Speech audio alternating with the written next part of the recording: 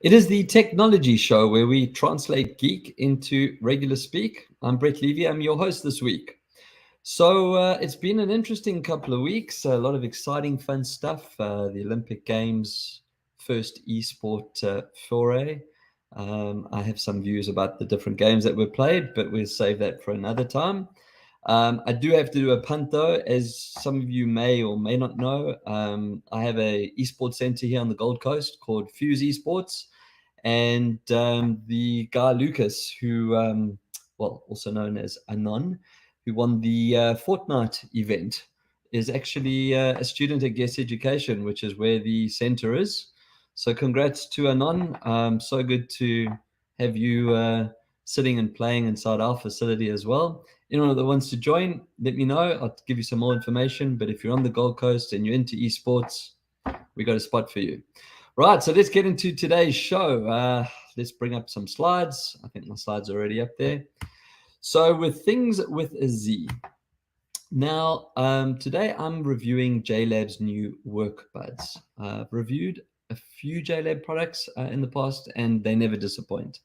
Not only is their quality and affordability something that I'm really excited about, and I said, if you go back to any of the other shows, you'll see that JLAB has featured, but it's the innovation too. Now, the work buds are no different. I'm actually put them over here because there they are there. I'll try and show some pictures for those of you that are listening to the show and not watching. The slide that I have up at the moment would appear to be normal earbuds. They just look like your normal little in-ears that go in there. But if you look closely, and if you're listening, you can't look closely, so I'll describe it. You'll see that there's actually small little holes in the earbuds, in the parts where the speakers and batteries would be. And the reason for that is, and hence to the reference to innovation, is the work buds come with a detachable boom mic. I kind of stumbled over my tongue saying that. Let me try that again. A detachable boom mic. Now, the mic can be added to either of the buds. So if your preference is to have a mic on the left-hand side or to have on the right side, no worries. But the other thing as well, which is important to mention, and again, going to the thinking of what the company does, is some people actually prefer to only have one bud in at a time. They don't actually like both earbuds.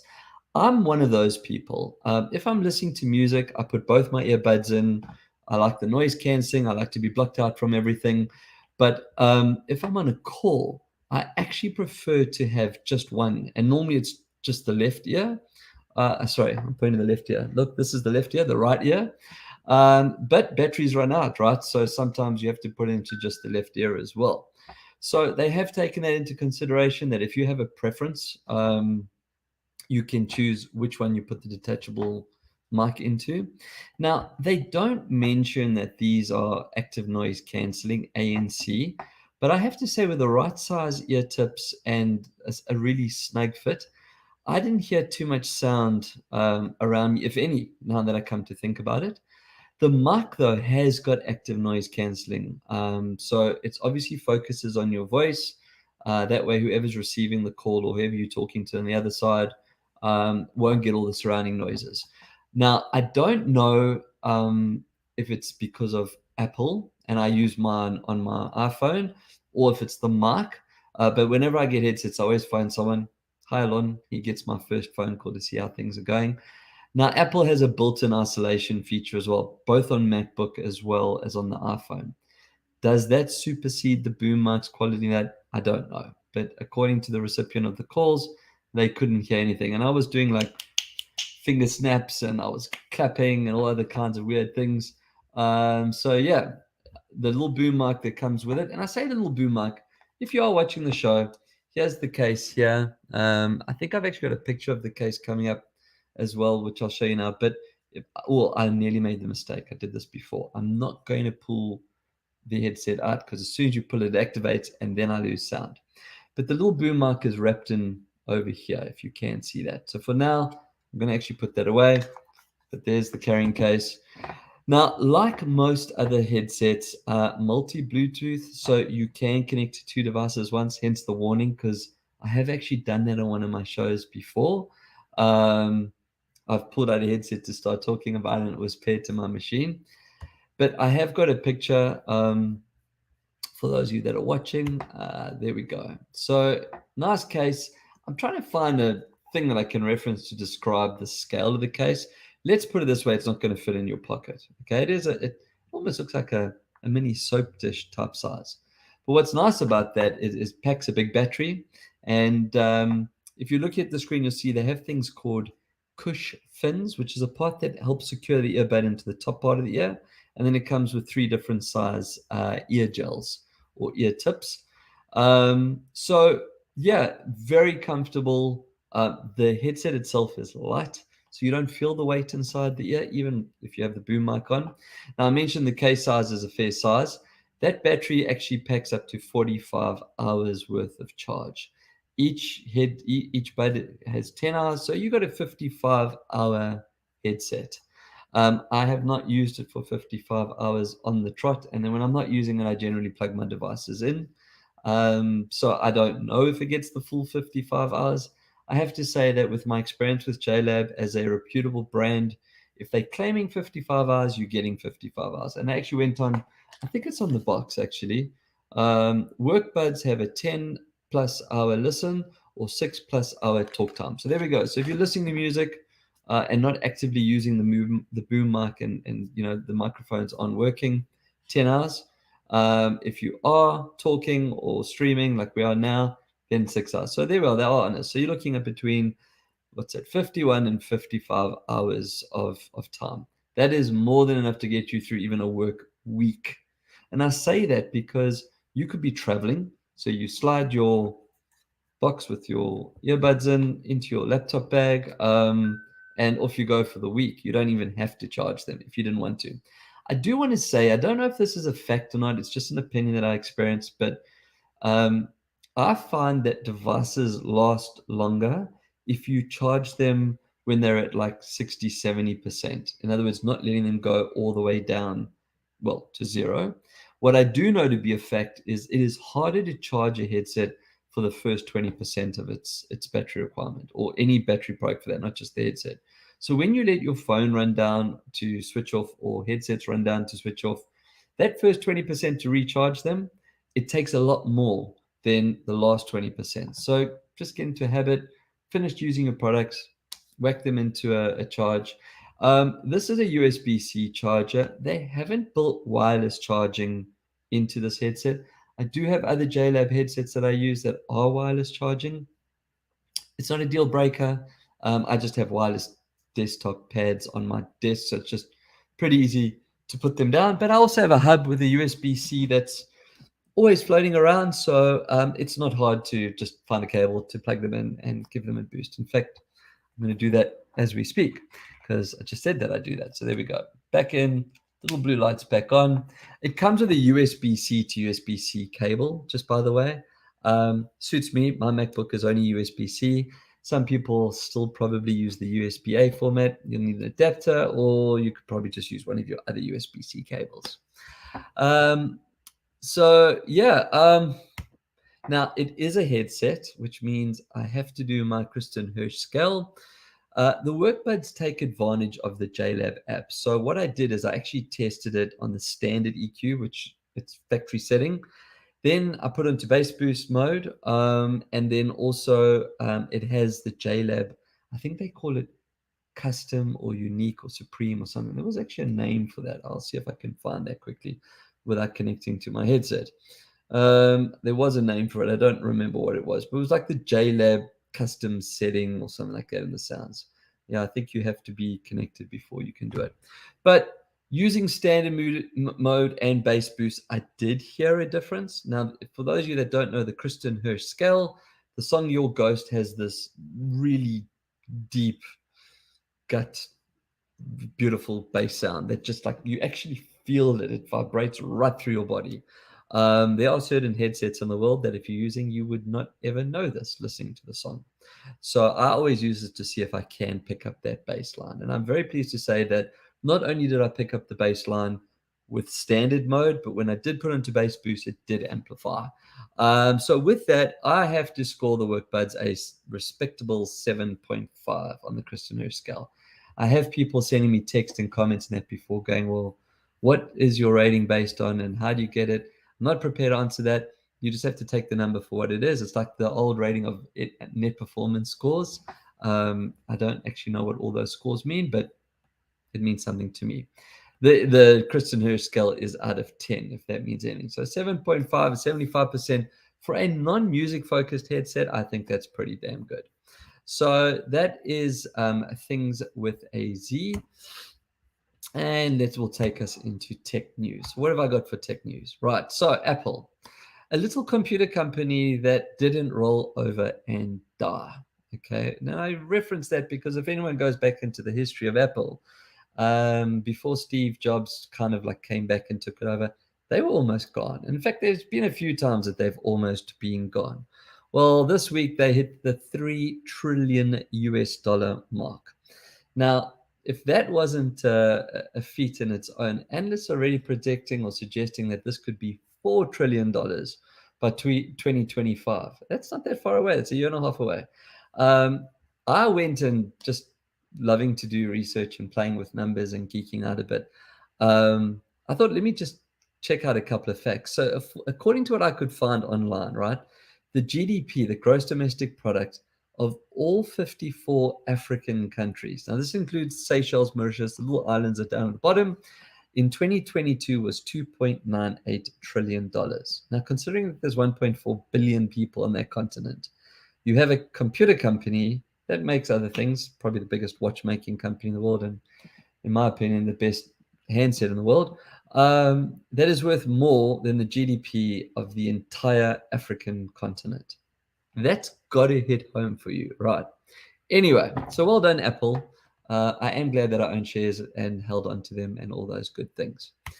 Next, this is pretty cool. So if you're listening to the show and you're not watching it, I've got a picture of the Joby Aviation eVTOL, which is looks like a little mini helicopter thing, but it's using drones. It's got 6 drone helicopter wings around it. So why is this on Tech News? Well, they've received a permit to fly the first ever eVTOL built on a production line. Now, Toyota is a main investor, so I don't know if that influences, but it definitely obviously gave them something when it came to building vehicles. And the eVTOL, because we translate geek into regular speak, electric vertical takeoff and landing vehicle. Wow. Yes.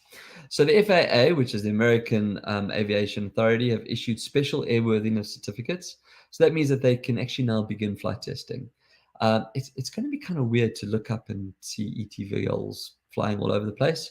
But this could be happening fairly soon. You know, if they're talking about doing testing now, maybe 2 years from now. So when Apple's a $4 trillion company, we might have Joby Aviation ETVOLs flying up. They've got to come up with a name for this. I didn't see that in the article, but let's just call it a Joby for now. So we have Jobies flying all over the place. If only Steve Joby was here to see it. That was terrible. I apologize for that. Right.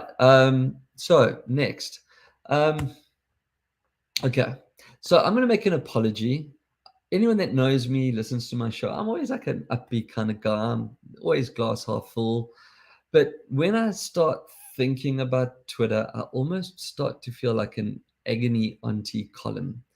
And I'm going to name my agony auntie column Dear Elon. Because it's a case of like every week I have to ask myself, Dear Elon, what have you screwed up this week? That's kind of it. And no difference, right? So this brain fart that he's had now is he is now limiting the number of tweets that accounts can read per day. So, yep, please don't read things that are on my platform, which are designed to be read. That's the message he's sending out to advertisers. Mate, if you're looking to raise money or make money, the last thing you want to do is limit the single product that Twitter offers, which is content.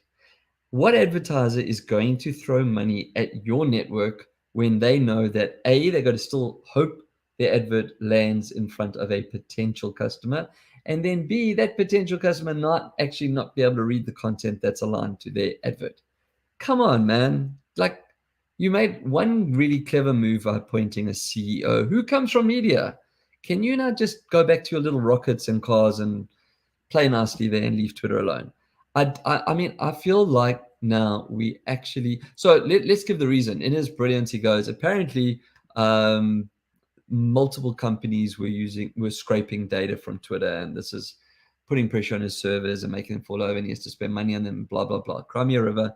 The bottom line is, Twitter is about content. It's about wanting to consume as much content as I possibly can, and you should not be limiting that. Whether people are scraping it or not, so what? It just means that your platform is actually being used for something. Now, Alex, I have to have a shout out to you, mate. Are you actually still going to pay this buffoon?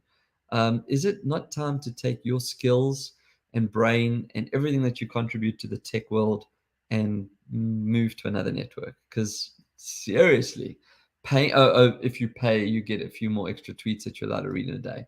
How generous of you. So yeah, Veil Twitter. In 2025, when Apple's a $4 trillion business and Joby is flying people in EVTOLs, I'm going to go on a limb and say Twitter might not even be anymore. People are leaving at a furious rate anyway. So enough on Elon Musk agony auntie column. Staying with the negatives, blame Canada. So yesterday was American Independence Day. So if you're watching the show in a week from now, then a week ago, yesterday was Independence Day in America, 4th of July. So today is the 5th of July, just for a reference point, because I know that people do come back to my show and listen at later stages as well. It looks like Canada is going to be getting some USA love because Meta and Google, both headquartered out of America, are preparing to block Canadian news as they don't want to pay the news generators. Now, unfortunately, Australia started this stupid trend, trying to force these giants to pay them for their news, our news here in Australia. When the bill finally actually passed, they made an exception when they saw how simple it was to just cut us out of the news. So they don't have to pay Meta and Google, Meta's Facebook's company, a parent company, don't have to pay Australian news generators for their content. Now the Canucks have jumped onto the bandwagon and they're about to be shafted. It's just that simple. So Canada, the world really punches you every now and then and mocks you about ooh and oot and all these good things. You also have Justin Bieber, which is nothing to be proud of. So just don't. Like if you want your public to be able to still read stuff on Meta and Google, don't. Like maybe get them to pay for other things, but yeah. Anyway, so Canada is trying their luck. We'll see how that one plays out. We can watch it and see if it does anything. And that, I think, brings us to the end of tech news. So in RU game, so I played.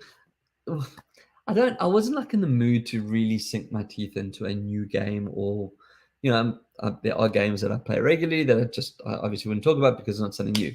So I was just like kind of playing on my phone, and for those of you that know and listen to the show, I do a lot of mobile gaming as opposed to PC gaming. Multiple reasons. I don't have a PC. I have a Mac. I have 12 PCs at the esports center, but that's a little bit far away. So generally, it's tricky for me to play. I generally play my games on console. So mobile is just an easy escape. So I was going through games and an advert hit and I jumped on it. It was a little bit of mindless fun. The game that I played this week was called Draw Flights. It's a pretty simple mobile game. I just have to say way too many adverts on the free version. So I won't be playing it anymore. I think it was like each time I did 2 levels or 3 levels, it served me an ad. And I get it. They have to make money somehow. But there is a bit of a line when it comes to how many ads you serve in a free game and then lose your data, your consumer. I don't know what the game costs to remove the ads. I wasn't interested. I go through games all the time. But anyway, basically you're this little character and you have to land on an island with a flag. And there's all kinds of things. There's like chainsaws and buzzsaws and cannons and fire and the water and lava and all kinds of things are trying to get you away. So it's a simple physics game. You have to just draw a line around whatever the obstacles are and land on the island. But what's like really cool is the character that you're playing with doesn't seem to have any form of skeleton. So when they like fly on this little pattern that you've drawn and they land, their whole body is just like jelly and it like slides. It slides off the platform. So a little bit of mindless fun. It's the kind of game when you're sitting in a waiting room or at an airport waiting for flights, or if you're that way inclined, maybe on the throne.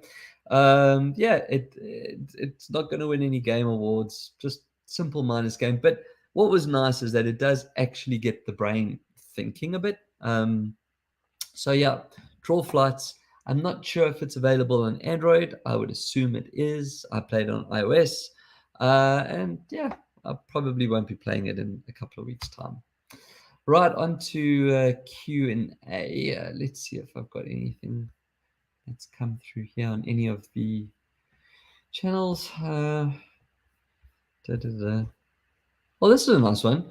Given that I've actually got family staying with me and they're running around checking out the Gold Coast and Brisbane. So the question is, how do I set multiple stops on maps when walking? This is a great question.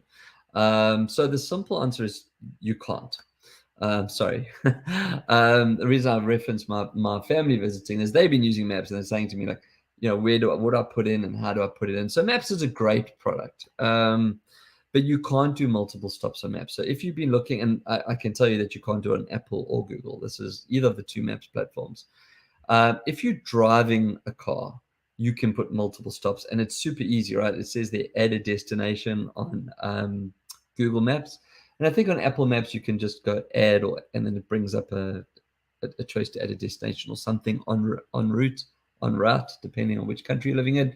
But basically, you can't do it on public transport either, and you can't do it on walking. And there's a reason for it. The whole idea behind the maps is to show you how to get from A to B, but equally to show you how to get there in the quickest possible way. And if there's any challenges, so let's use public. I know the question was when walking, but let's use public transport, right? If a train is running late, or you're going to have to switch trains to go from your primary destination to your secondary destination. Now, I'm thinking about it that if you go into Google Maps, you wouldn't do Apple Maps on an iPhone, but if you go into Google Maps on a computer and enter where you want to go and then go share to phone, it normally sends a link. Maybe you would be able to go in and then create the second part of that journey and send that as a link as well. And then you'll have two links on your phone. And then just like once you've done journey 1, you can then do journey 2. Probably easier to just jump in and type it. So great question. Sorry that the answer is probably not what you wanted, but you just can't do it. I actually don't think you can do it on bicycles either, because they do accommodate for bicycles now as well on Google Maps. I think it's only driving, because driving will allow you to get there. Stand corrected on the bicycle, but I know with public transport and with walking, you can't do it. So yeah, I'm just seeing if there's any other questions that are worthwhile. There's one talking about iOS. I got notified that 16.5 point something is out, should upgrade. Yes. For anyone that's listened to the show, you'll know I'm not a big fan of upgrading a major OS on your phone until you see the 1. So like if it was 16.0.2 or 16.0.4, I wouldn't have updated. But as soon as you get to the 1 and then 1 point whatever onwards, it's actually critical to update. The opposite is true. The first versions of the 0.0 is kind of still bug testing and getting out like the feedback. So you get 0.01 and then people will jump on and moan and go, I can't do this, can't do that. And they listen, they fix it. By the time you get to version 1, that teething stage is out. So yes, please do, because the opposite is true. The updates that come out once we've gone past the 0.1 mark are critical. That means something has happened.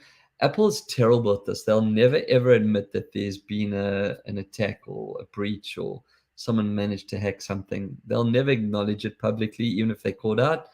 They just released a bug fix. So and they're normally very quick. So please do. I can tell you, if you're asking the question about updates, if you have an Apple Watch, the new Watch 9.222 or something came out. Same thing. It will be a bug fix. It'll be a security fix. So please update it. I don't see anything else that's come through. I did hear the watch ping. Sometimes the messages come on there. No, don't see it there. So I think, yeah, that pretty much brings it to the end of the show. A bit shorter than normal. I think last week I really went on a bit longer than normal, so just trying to balance it out. And that's it. So I think that will take us to the end of the show. So until next time, keep your screens clean and your knobs shiny.